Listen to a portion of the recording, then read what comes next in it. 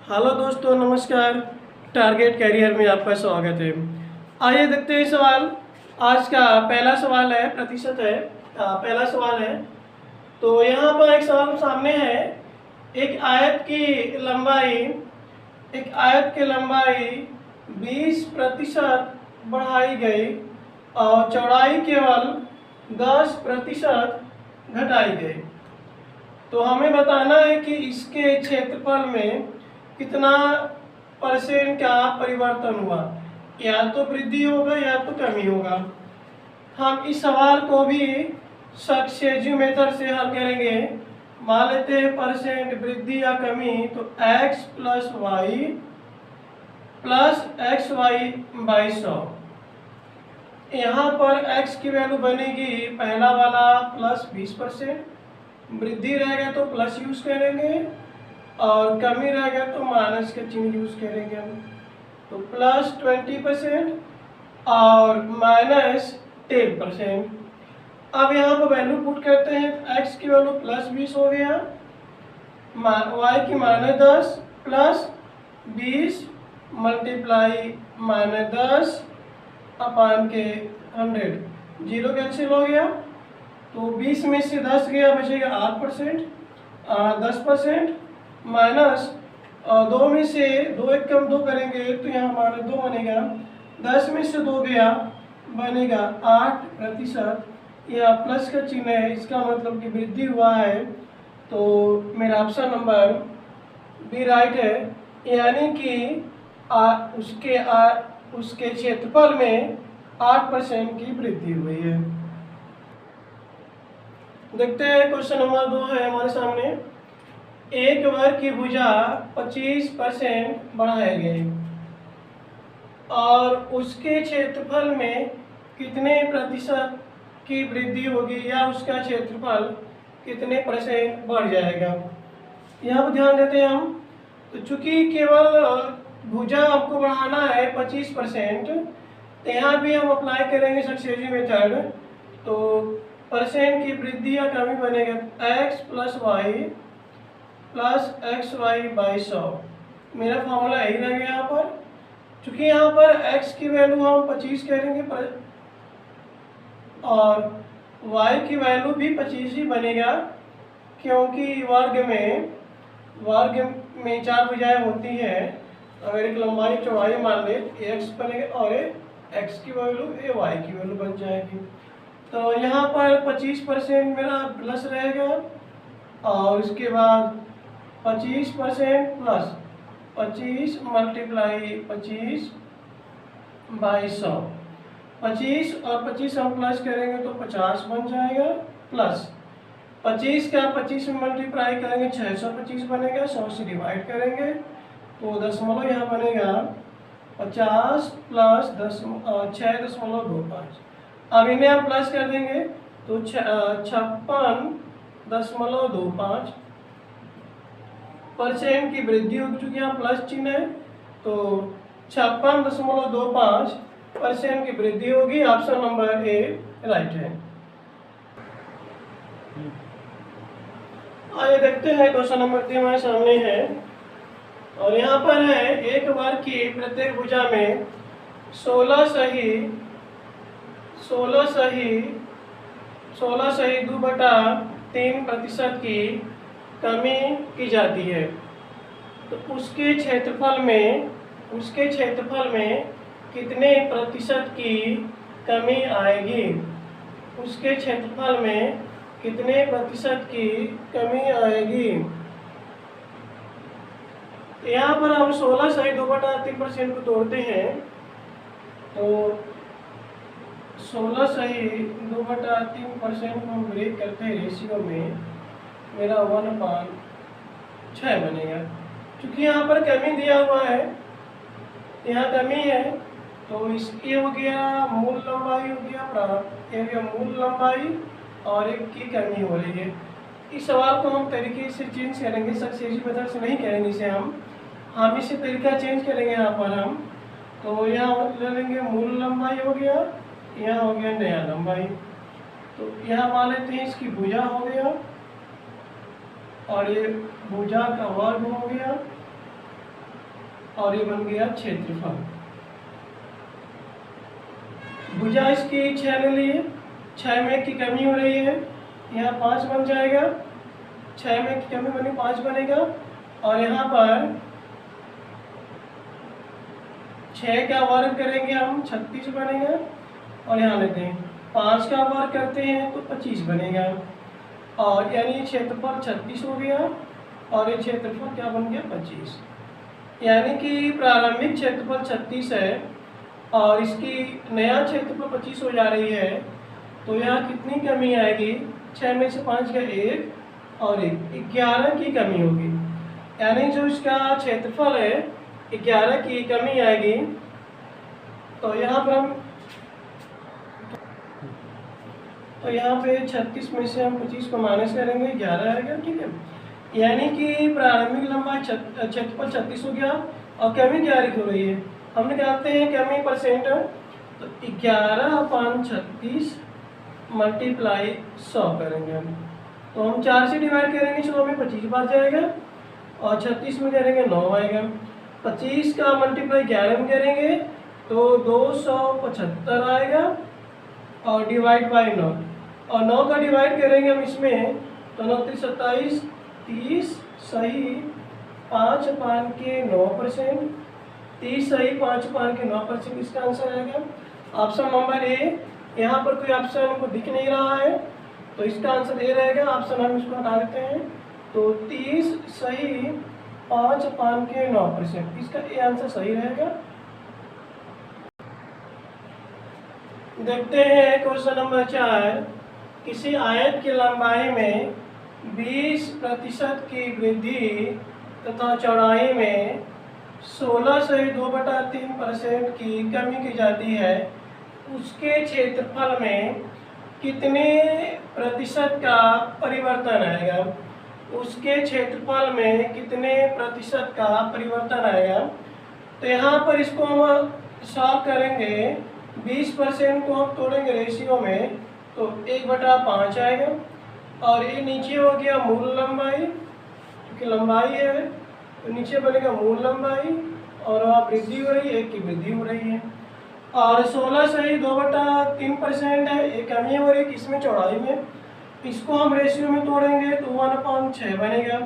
16 सही 2/3% को हम रेशियो में तोड़ेंगे तो 1/6 बनेगा, और ये नीचे हो गया मूल चौड़ाई, यानी प्रारंभिक चौड़ाई 1 की कमी हो रही पर कमी बन जाएगा। तो हम जानते हैं कि आयत का क्षेत्रफल होता है लंबाई इंटू चौड़ाई। हम यहाँ लेते हैं, इसकी हो गया मूल लंबाई, यहाँ हो गया नया, तो लंबाई मल्टीप्लाई चौड़ाई बराबर क्षेत्रफल। आयत का क्षेत्रफल लंबाई को चौड़ाई होता है, यानी कि मूल लंबाई कितनी है? 5 है, मूल लंबाई 5 है, 5 में 1 की वृद्धि हो रही है, इसकी नया लंबाई बनेगा 6। अब बात करते हैं चौड़ाई की, मूल चौड़ाई 6 हो गया, 6 में 1 की कमी हो रही है तो नया लंबाई बनेगा 5। अब हम मल्टीप्लाई करेंगे, 5 का मल्टीप्लाई 6 में करेंगे तो 30 बनेगा, और 6 का मल्टीप्लाई 5 में करेंगे तो भी 30 बनेगा। ये रहा प्रारंभिक लंबाई और ये रहा नया लंबाई, यानी कि 30 में से 30 गया 0 0। इसका मतलब कि आयत के क्षेत्रफल में कोई परिवर्तन नहीं आएगा, इसका ऑप्शन नंबर डी राइट है। देखते हैं क्वेश्चन नंबर 5 है, किसी घनाकार कमरे की लंबाई में 25% की वृद्धि और चौड़ाई में 12 सही 1/2% की कमी और ऊंचाई में 16 सही 2/3% की कमी की जाती है, उसके आयतन में कितने परसेंट का परिवर्तन आएगा? क्योंकि यहाँ पर आयतन की बात हो रही है तो हम पहले समझ ले कि घन का आयतन का फॉर्मूला क्या होता है? LBH, लंबाई गुणे चौड़ाई गुणे ऊंचाई। अब इसी का यूज करेंगे। अब 25% को हम तोड़ेंगे रेशियो में तो बनेगा 1/4 आएगा, और 16 से 2/3 को रेशियो में तोड़ेंगे 1/6 बनेगा, यानी कि 25% को हम रेशियो में तोड़ते हैं तो 1/4 आएगा, और 16 सही 2/3% को रेशियो में तोड़ेंगे 1/6 बनेगा। और 12 सही 1/2% को हम तोड़ेंगे 1/8 आएगा। क्योंकि लंबाई में वृद्धि हुई है तो वृद्धि करेंगे, एक कमी हो गया। अब हमें निकालना है आयतन, ध्यान देंगे हम। तो यहाँ लेते हैं मूल लंबाई हो गया, ये मूल और ये नया बन जाएगा। पहले लंबाई, चौड़ाई, ऊंचाई, हम बनेंगे आयतन।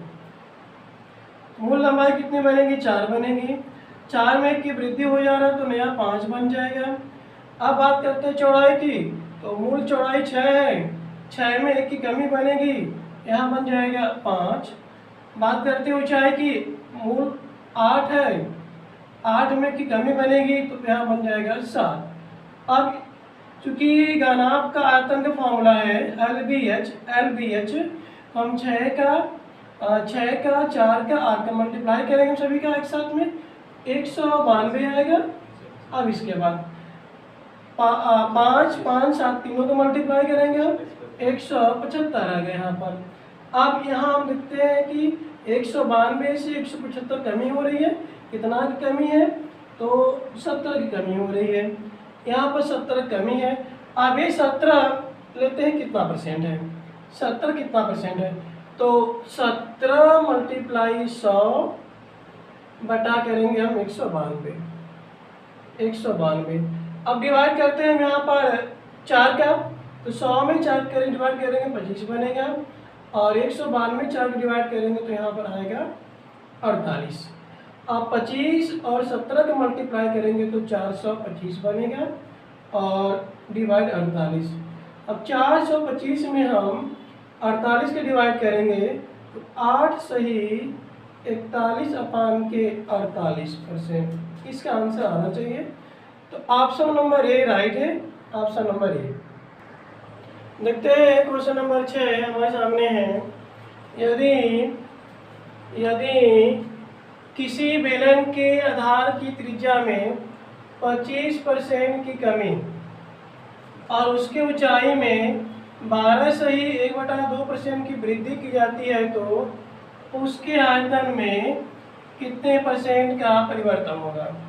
उसके आयतन में कितने % का परिवर्तन होगा?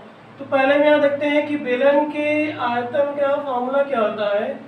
πr²h, जहाँ पे पाई कांस्टेंट इसकी वैल्यू होती है। अब हम r² और h पर ध्यान देंगे। πr²h, तो हम 25% को तोड़ते हैं रेशियो में, 25% को हम रेशियो में तोड़ेंगे तो 1/4 बनेगा। और चूँकि कमी हो रही है तो माइनस करेंगे। अब उसके बाद 12 सही 1/2% को रेशियो में लेंगे 1/8 बनेगा। यहाँ वृद्धि हो रही है तो प्लस करेंगे हम। और ये हो गया ऊंचाई, ये हो गया त्रिज्या। हम लेते हैं बेलन का आयतन, यानी यहाँ मूल ले लें और यहाँ पर नया ले लेते हैं, यानी बेलन का आयतन यहाँ भी ले लेंगे हम। तो क्या बनेगा? r² × r × h बराबर भी बन जाएगा। और यहाँ r लेते हैं, यानी कि इसकी मूल त्रिज्या 4 हो गई। 4 में की कमी हो रही है 3 बनेगी। r², तो 4 का वर्ग करेंगे 16 बनेगा, 3 का वर्ग करेंगे 9 बनेगा। अब यहाँ पर इसका मूल ऊंचाई हो गया 8 ले लेंगे, 1 में वृद्धि हो रही है 9 बनेगा। और चूंकि बेलन के आयतन फॉर्मूला πr² होता है तो पाई कांस्टेंट है, पाई की वैल्यू छोड़ेंगे हम, यहाँ लेंगे r² मल्टीप्लाई 16 का 8 में मल्टीप्लाई करेंगे तो 128 बनेगा, 9 का 9 में मल्टीप्लाई करेंगे 81 बनेगा। अब यहाँ पर देखते हैं कि 128 से 81 में कितने % की कमी हो रही है? तो 47 की कमी हो रही है। अब इस कमी को हम निकालते हैं प्रतिशत में, तो 47/128 मल्टीप्लाई 100। अब हम 100 में डिवाइड करेंगे 4 का 25 बढ़ जाएगा, और 128 में हम डिवाइड करेंगे 4 का तो कितना बढ़ जाएगा? 4 × 12, 4 × 32। अब 25 का मल्टीप्लाई करेंगे 47 में तो 1175 आएगा। डिवाइड 32। अब हम इन पूरा डिवाइड करेंगे तो 36 सही 23 अपान के 32% ये रहा ऑप्शन, इनका answer option number C right है। देखते हैं क्वेश्चन नंबर 7 है हमारे सामने है। तो किसी शंकु की ऊंचाई 16 से 2/3% की वृद्धि और आधार की त्रिज्या में 20% की कमी की जाती है, तो उसके आयतन में कितने परसेंट का परिवर्तन आएगा। तो उसके आयतन में कितने परसेंट का परिवर्तन आएगा। तो हम यहाँ देखते हैं कि शंकु का आयतन क्या होता है, formula 1/3 pi r square h होता है। और 1/3 पाई को हम कांस्टेंट लेंगे, कांस्टेंट है, इसकी वैल्यू हटाएंगे तो हमारे पास लेंगे पाई यानी कि आर स्क्वायर और एच को हम यहाँ देख आर स्क्वायर एच को लेंगे हम। तो 16 सही 2/3% को हम रेशियो में तोड़ेंगे, इसका बनेगा 1/6। चूँकि वृद्धि हो रही है तो 1 की वृद्धि करेंगे हम यहाँ पे, और 20% को हम रेशियो में तोड़ेंगे 1/5 बनेगा। यहाँ कमी हो रही है माइनस करेंगे हम। ये त्रिज्या है यानी त्रिज्या हो गया और ये ऊंचाई हो गया। तो हम ध्यान देंगे यहाँ लेते हैं मूल लंबा, यह मूल हो गया और यहाँ बन गया नया। तो मूल में क्या बनेगा यानी कि आर स्क्वायर एच बराबर v, यानी कि त्रिज्या बनेगा 5, मूल त्रिज्या 5 बनेगी, 5 में की कमी हो रही है तो 4 बनेगी।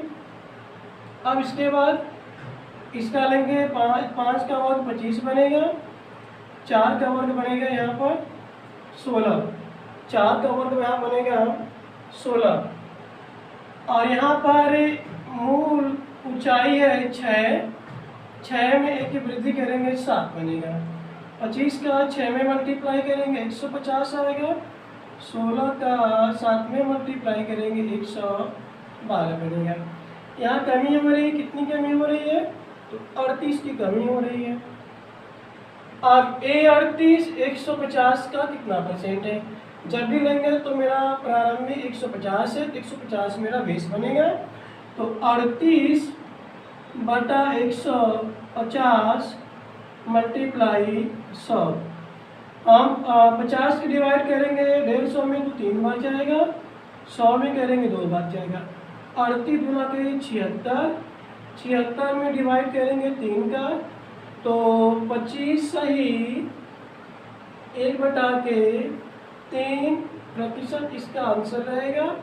ऑप्शन नंबर बी राइट है। देखते हैं क्वेश्चन नंबर 8 हमारे सामने है। क्वेश्चन नंबर 8 हो गया। चावल के मूल्य में 10% की कमी होने से कोई साहूकार 450 रुपया में 5 किग्रा चावल अधिक खरीद लेता है, तो घटा हुआ मूल्य क्या होगा। यहाँ लेते हैं हम चावल घटा हुआ मूल्य,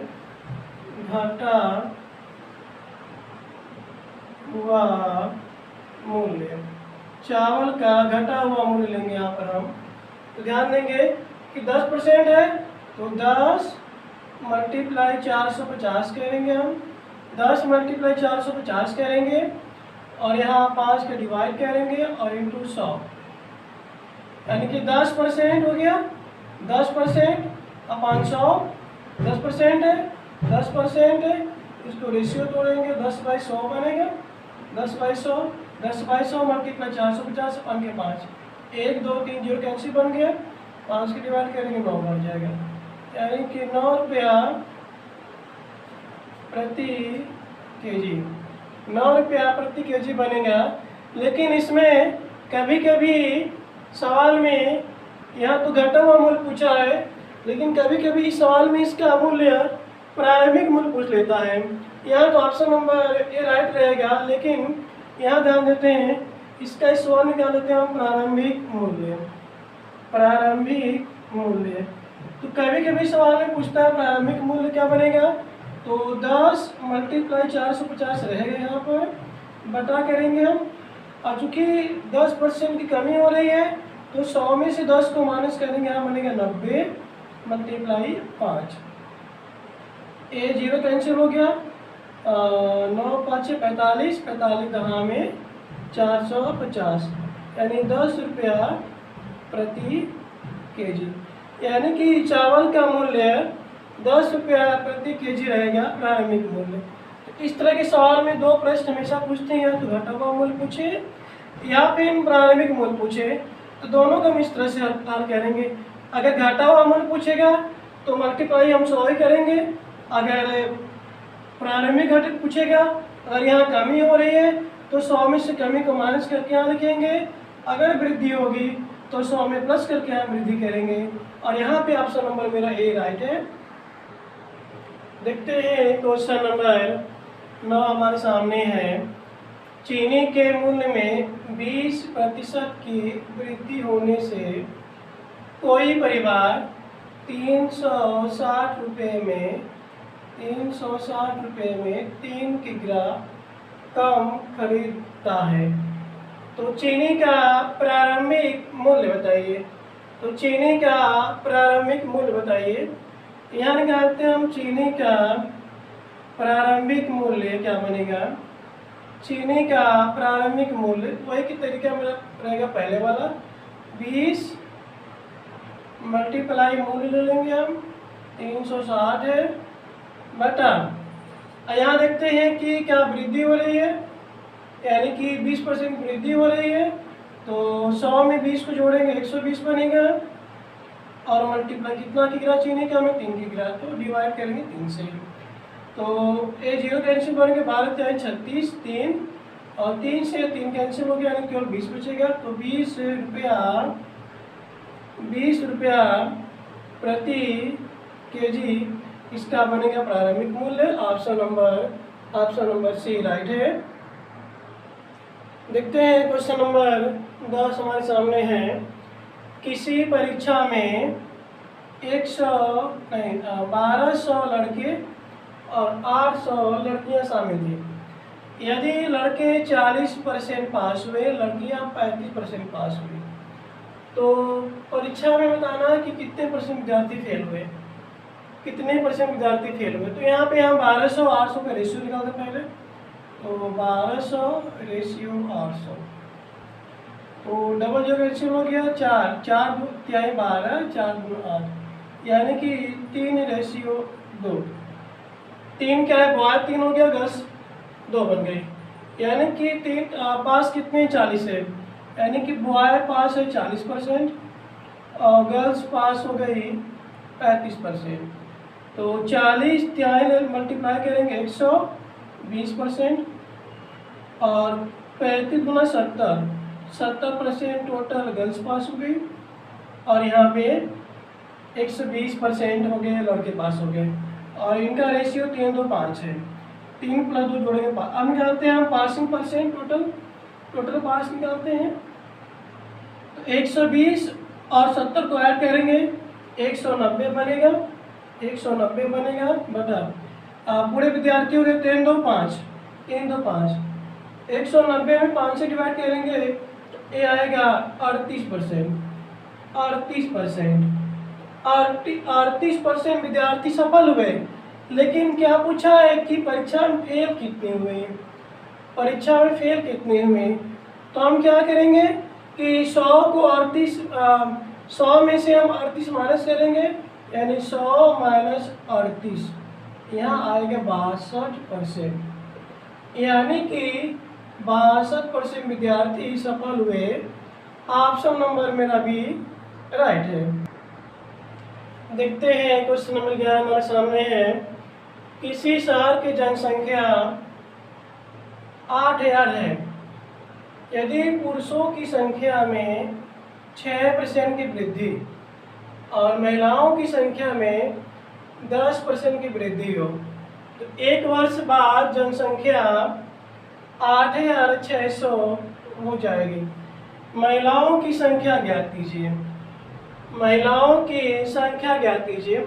हम देखते हैं कि प्रारंभिक जनसंख्या 8,000 है और एक वर्ष बाद जनसंख्या 8,600 हुई है, यानी जनसंख्या में 600 की वृद्धि हुई है।